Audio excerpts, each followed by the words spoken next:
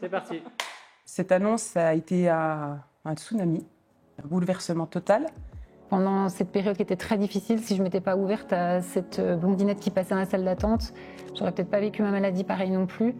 C'est clair qu'on est plus fortes ensemble. Quand je suis allée passer la mammographie qui a donc tout déclenché, je remarque dans la salle d'attente cette jeune blonde. Et en fait, j'apprends quelques jours plus tard à mon retour que cette jeune personne qui habite pas très loin de chez moi, en fait, est touchée par le cancer aussi. C'était tellement violent en fait de me retrouver là-bas qu'il y avait du monde, mais je crois que j'avais qu'une envie, c'était de sortir en hurlant et je voyais personne en fait. Je fais des pieds et des mains pour trouver ses coordonnées par personne interposée.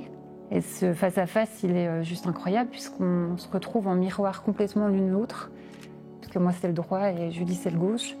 Et de là part une amitié incroyable. Ce qu'on pouvait ressentir, l'autre pouvait aussi le ressentir. Et ça, c'était une aide fabuleuse, en fait, de se dire qu'on était compris complètement. Chaque chimiothérapie, on allait ensemble avec notre taxi. Ensuite, on a eu une opération, on a demandé la même chambre. On voulait être ensemble et qu'on voulait se faire opérer exactement en même temps. Donc, on se fait opérer à une heure près, le même jour. Forcément, d'être à deux comme ça, on était 2 fois plus fortes, en fait. Donc voilà, ouais, c'est la sororité, pour moi, elle est super importante dans ces moments difficiles. C'est ma sœur de cœur. On a traversé le pire, on n'a plus qu'à vivre le meilleur. Elle le sait, puisque je lui ai déjà dit que je l'aime, ça évidemment. Et puis merci.